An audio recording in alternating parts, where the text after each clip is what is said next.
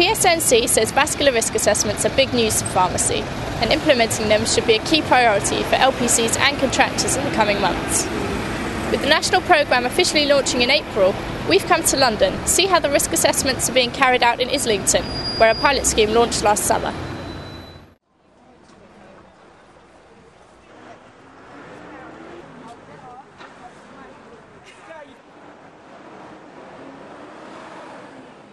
Neil Patel is the pharmacist at Arkle Pharmacy.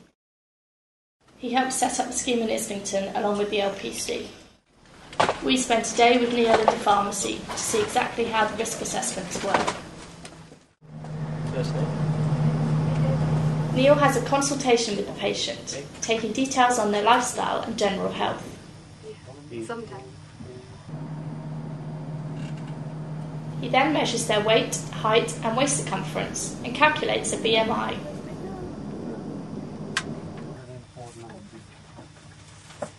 He also takes the patient's blood pressure and blood glucose levels.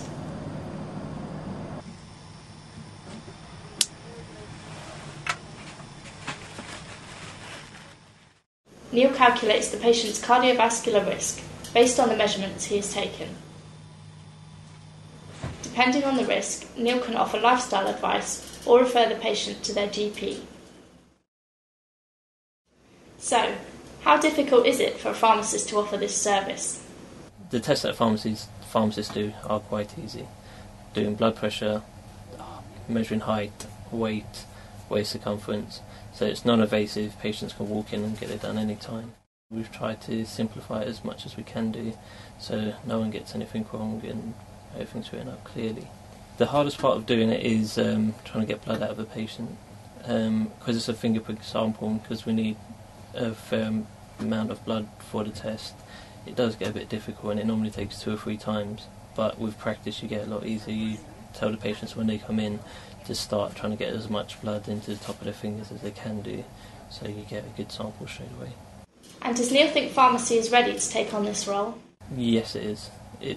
It does. If you can manage your workflow, you can get people in and out in a relatively short period of time. It doesn't take up that long. It takes more time to probably do the paperwork than it does to speak to the patient. But obviously you have different degrees of patients that need different amounts of help, so it depends how lucky you are, I guess, with your patient group. But it is quite easy and everyone can do it.